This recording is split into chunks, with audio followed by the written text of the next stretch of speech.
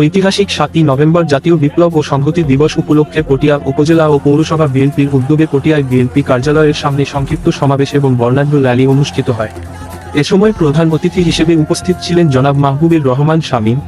সভাপতিত্ব করেন পটিয়া পৌরসভা বিএনপির আহ্বায়ক আলহাজ নুরুল ইসলাম সওদাগর। সঞ্চালনা করেন উপজেলা বিএনপির সদস্য সচিব খোরশেদ আলম। উপস্থিত ছিলেন পটিয়া পৌরসভা বিএনপির সদস্য সচিব গাজী আবু তাহের, উপজেলা বিএনপির সিনিয়র যুগ্ম আহ্বায়ক মফজল আহমদ চৌধুরী, মঈনুল আলম ছোটন, শফিকুল ইসলাম, সাইফুদ্দিন আহমেদ, হাজী কামাল উদ্দিন, হাজী আবুল বশর, হারুনুর রশিদ চৌধুরী, মুজাম্মেল হক চৌধুরী, পৌরসভা বিএনপির যুগ্ম আহ্বায়ক আবুল ফয়েজ, ইব্রাহিম কমিশনার, তৌহিদুল আলম, আবুল কাশেম, আব্দুল মাবুদ, দক্ষিণ জেলা যুবদলের সিনিয়র সহ সভাপতি শাহজাহান চৌধুরী, যুগ্ম সম্পাদক হামিদুর রহমান পিয়ারু, দক্ষিণ জেলা কৃষক দলের সদস্য সচিব মীর জাকের, পটিয়া উপজেলা যুবদলের আহ্বায়ক ইয়াসির আরাফাত ইয়াসিন, সদস্য সচিব ওহিদুল আলম চৌধুরী পিবলু, পৌরসভা যুবদলের আহ্বায়ক আফছার উদ্দিন সোহেল,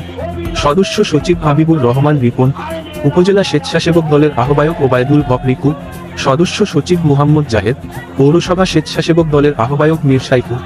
সদস্য সচিব আব্দুল কাদের, উপজেলা শ্রমিক দলের সভাপতি সাখাওয়াত হোসেন, সদস্য সচিব আবু নোমান চৌধুরী লিটন, পৌরসভা শ্রমিক দলের সভাপতি মুহাম্মদ আবচার,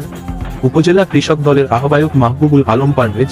সদস্য সচিব মিজানুর রহমান, পৌরসভা কৃষক দলের আহ্বায়ক বুলবুল আহমেদ নান্নু, সদস্য সচিব মুহাম্মদ আলমগীর, জেলা ছাত্রদলের যুগ্ম আহ্বায়ক SM নয়ন, শাহাদাত হোসেন,